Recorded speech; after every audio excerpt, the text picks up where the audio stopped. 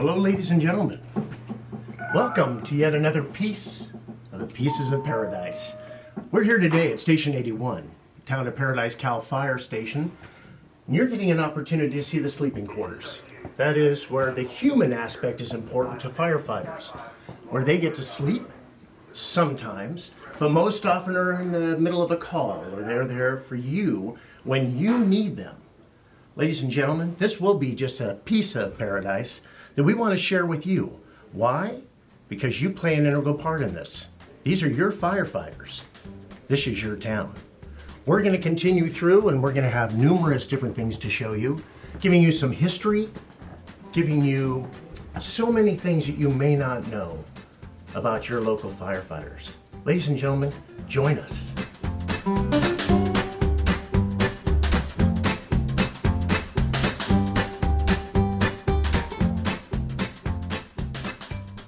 Ladies and gentlemen, we're here today at Station 81. You saw the sleeping quarters just a few moments ago, giving kind of a human aspect to what is conducted here for the fire department.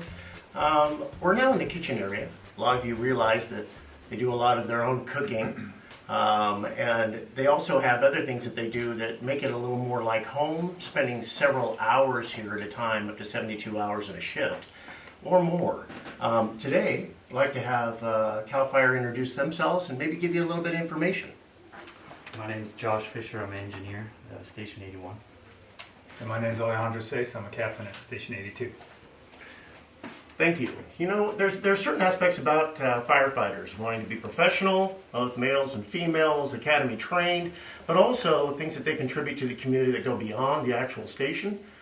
We would like to suggest that they do a lot of cooking, and that we enjoy that cooking, but you know, you may have some other opinions about that. It's nice to get out once in a while and to sit at restaurants and stuff. Is it a commonplace for you to actually be cooking in this department?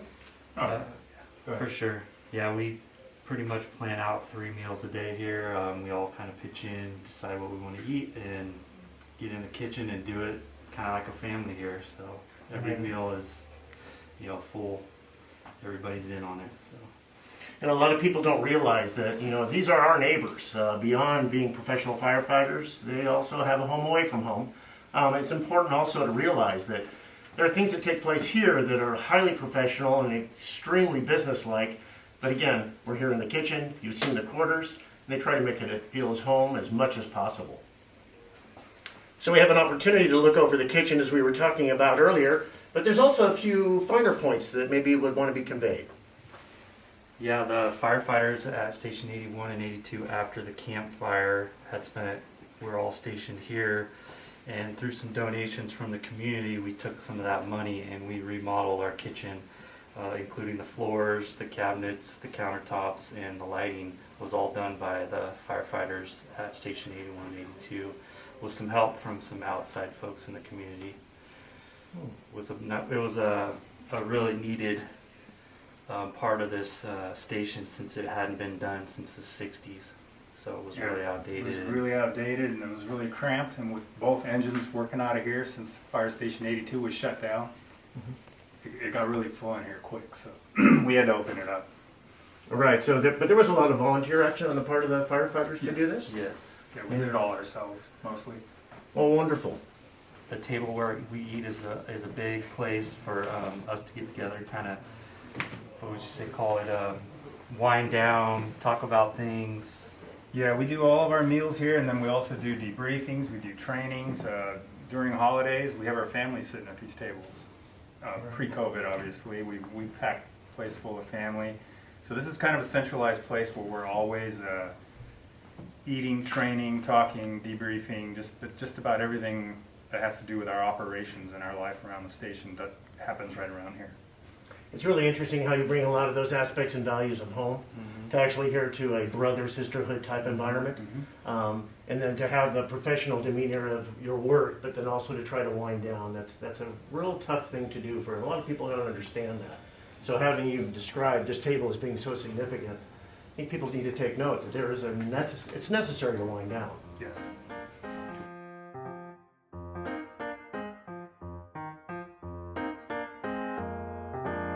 So what I'd like to do now as part of the historical tour is show you a few of the things that the fire station holds obviously in high regard. Maybe you could give a brief description of some of these items.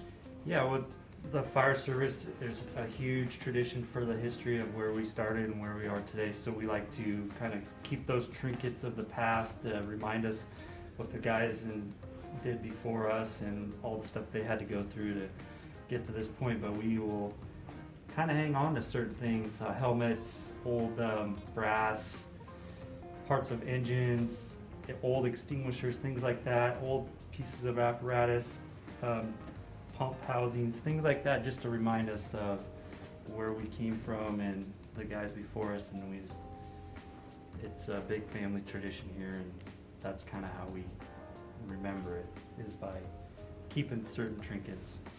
Wonderful. You mind if I touch some of these items? Is that okay? Feel free. So this tool here, being pretty heavy, maybe you want to give a description of what this is used for? So it's called a Halligan. That was actually found by somebody after the campfire, and they painted it and put our engine number and Paradise on that and brought it back to us. And we thought that was pretty cool, so we thought we would put it on our case here, and as a reminder of the great folks out there that appreciate us, and we're very thankful for that. A pretty heavy tool. Yes, Used used for in- many things. Used for many things, and it looks like it is. It's a striking tool. Striking tool? Yeah, we use it to pry doors. We use it to break things. Break things. Gotcha. Some of the fun stuff. And then if we just pan there, that flag that we had put up was the flag that was hanging obviously on the day of the campfire. So we thought that would be a good, another one of those things to remind us of what has happened in the past. Some interesting items here. Well, shall we continue into the next room? Yeah, these are some of the old helmets through the history of Paradise Fire Department, and what's kind of important to us is some of the old last names of firemen that were here before us, and some still alive, some not. But as you can see, the styles of helmets changed throughout the years. They've gone from leathers, they've gone to all sorts of different types of plastic helmets, big shields to the Vorks on the leathers. We had an old retired Forest Service guy named Bud Parrott that was working for us, and he collected up all of this. He was super into tradition and history, so he was kind of the driving force of all the historical items we have in this fire station. Right, so Paradise was an independent fire station, it had its own fire department, Yes. and then had transitioned to CalFire. Yes. But again, firefighters don't necessarily look at that as a division, but it's more tradition carries on through wherever you go. Yeah, we're two of the original Town of Paradise firefighters from the city department. So we kind of we tried to keep the same vibe and the same tradition here, even though we are CalFire employees.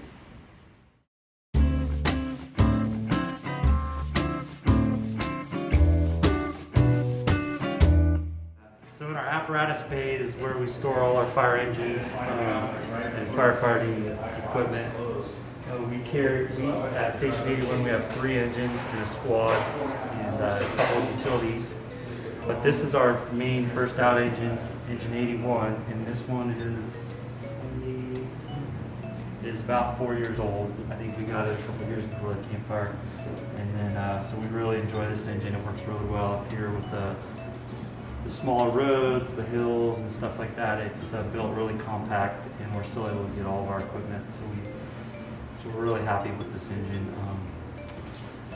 And so the citizens of Paradise have a general idea. Basically, are there positions within the cab where the officers sit or the firefighters sit? Maybe you could describe a little how that works so we can... Yeah, the driver's seat's the engineer's seat, and we're up here in Paradise, we're contracted to be traditional staff, so you'll have an engineer in the driver's seat, a captain in the front right seat, and then the firefighter will sit right back here. Gotcha. So they don't ride on the back of the engine any longer, as you see in some of the traditional... Tailboard. That'd be fun. Exactly. And then this is a panel of instruments that would be used for fire suppression? Or? Yep. That's called a pump panel, and we use these knobs and levers to move water through hose to put fire out, or move water through the engine. And then also all of the hoses are contained on this apparatus? Yeah, we carry about 1,500 feet of supply hose and about 1,200 feet of attack hose in different sizes for different needs based on what we have. We can pull a certain line to put out that fire. So everything kind of has its own function Yeah. based on what we can do with it. Right. We carry tons of equipment. We have from extrication to rope rescue, water rescue, All sorts of different types of saws, Yeah. fans, any Right. kind of tool that we need. We try to pass that information on to them. Right. And you know, we've seen, I think you referred to it as a Halligan tool. Yeah, that's another habit. Right, so we have an actual functional Halligan tool on the rig, knowing that those were historical artifacts that were being shown, but the practicality of that tool is still used today. Very much. Yeah, these are our irons. These are what we put at the front door of almost every structure we go on. It's just an axe, an Halligan, pretty much everything you need to get into the front door. Boy, and that exit plan is so important. How about issues concerning vehicle accidents? I know a lot of people have talked about the jaws of life, and they've talked about just bringing hydraulic devices that are used by firefighters in order to extricate people from vehicles. Is that contained on this vehicle, Yeah. or on this apparatus also? It's right around back. Right around back. Wonderful. All right. Orville 72, available response area. That there is the radio system that lets us know if we have a call. So there'll be a special tone that goes off, 72. and they'll tell us Station 81, medical aid, or whatever the call might be. They give us a description where it is, and then we'll gear up and go out. So that's doing what you just heard. so much more than just putting out fires. I mean, there's medical calls, there's a lot of things you could be subject to.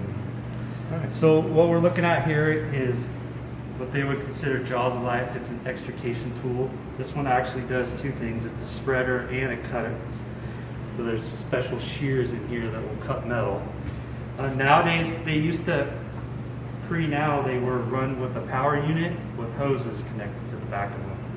Nowadays, with the battery technology, we have it all encompassed on the tool. So all the hydraulic fluid is in here, and the power is the battery. So there's no more hoses, there's no more extra engine pieces to take care of. It's all in one piece now. All right, so that makes it much more convenient, efficient to use. Yeah, okay. And then you also have a blower unit up here. It looks like a fan Yeah. of some kind. And can you kind of explain what that's for? Yeah, the fans, a lot of times when we go into structure fires, the structure will be charged with smoke. And these, just like these, are convenient. We used to have gas fans we had to fire up, and they're really noisy and loud. And the purpose of them are we'll open up an exit somewhere on the rear of the structure and we'll blow all the smoke out. Well, these are all battery operated and light, so we can kind of stick them in any doorway. And the best thing about them is they're quiet, so it doesn't mess with our communication at all. As with the gas blowers, we could barely hear each other and we're yelling all the time. But these are very quiet and it doesn't mess with our communication. So. And you have to be self-contained when you arrive on scene because you don't know if you're going to have electricity or what you're going to have at your disposal, Yes. correct? Yes. So we do have power in here for tools, and yeah, we're completely self-contained with the engine.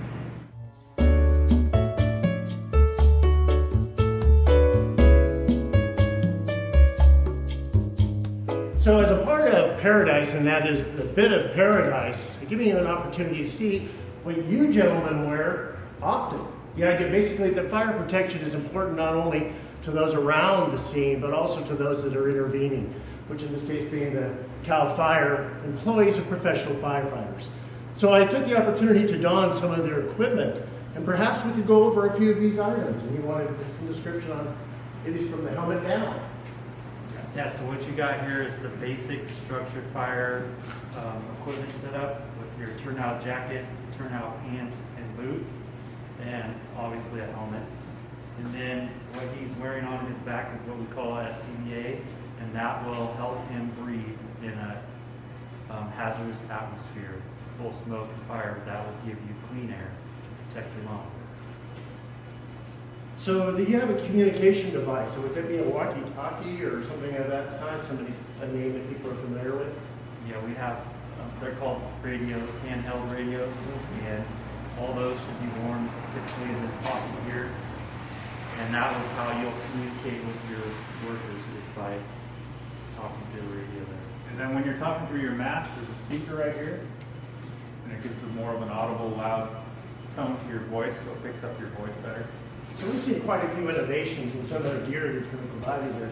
Over the years, the innovations in efficiency and the ability, for instance, to talk through the mask or having the battery-powered equipment must be real advantageous for you. And again, we don't underestimate the fact that you're limited on time, you're moving in quick, it's dark, oftentimes.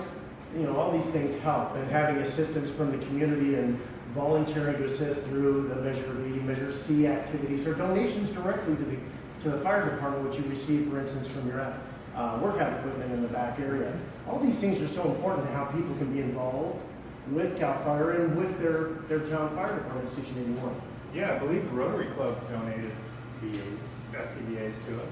Kudos to Paradise Rotary Club for helping That out. was great. We put their stickers on a lot of the ones that they donated us to, so I think they're getting a little worn off, but they're still on there. Well, that's a wonderful thing. It's nice to see that the community's supporting the fire department. Yeah, Also- we couldn't do it without them. Without their support, we wouldn't be able to do this. We wouldn't be able to keep up with times, the building changing, and just the amount of equipment that we go through just doing the job that we do. Like fire engines, if we didn't have Measure C to help us buy new fire engines, we'd still be driving 15 and 20-year-old fire engines down the road. So without their help, we couldn't get new equipment that's safer for us driving, helps us do our job better, and yeah, it really means a lot to us, to the community, to help out with that. So we couldn't do it without it. Agreed. And this is just a piece of paradise. There are so many other aspects of the community that are so important. And your professional firefighters, again, being neighbors in the community and contributing to those organizations, it makes it a full circle effect.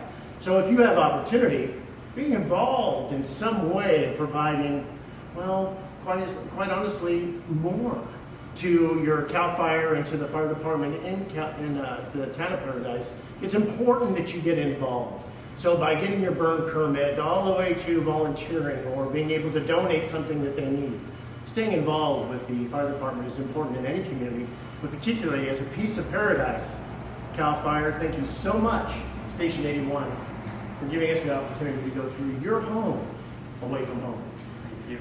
Yeah, thank you.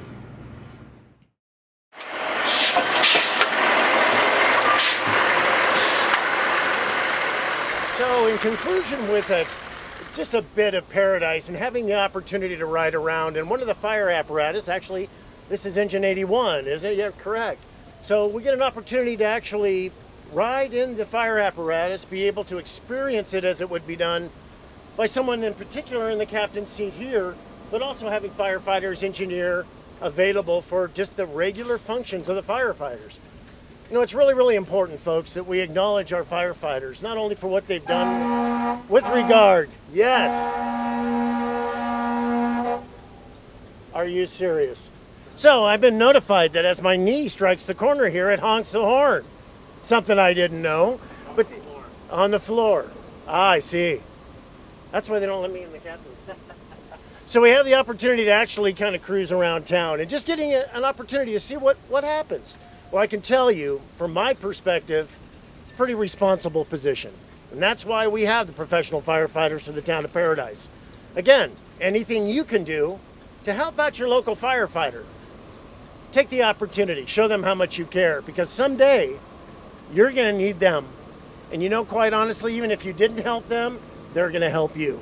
So please keep it in mind as you're just doing your daily tasks during the day, you have an opportunity to help out. Buying your fire permits and adhering to the requirements. Those are things that you can do to help.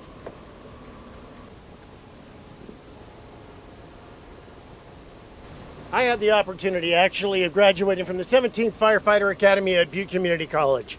As a firefighter 1, emergency medical technician with a fire annotation to it. But it's been so many years and the technology in some ways has changed, but in many ways it hasn't.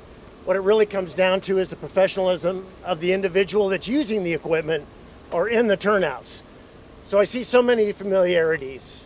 When firefighters back 25 years ago were engaged in activities as when the sports person had burned down, or when there were numerous medical calls within our community, actually getting the opportunity to resuscitate Harley, the dog, Actually, it was an experience for myself. So my experiences with Paradise Fire at that time were exceptional, especially as a young man. And if you have any inkling to actually participate as a firefighter, which, gosh, quite honestly, most young children, male and female, like to participate in, please pursue it. It's truly an honorable position. And I'd like to thank CalFire, their opportunity to tell us what's going on here, show us around their home away from home, and emphasize how important it is to support them. And I second that. Thank you, ladies and gentlemen. And again, we just wanted to share with you just a little piece of paradise. Your CalFire Fire Department.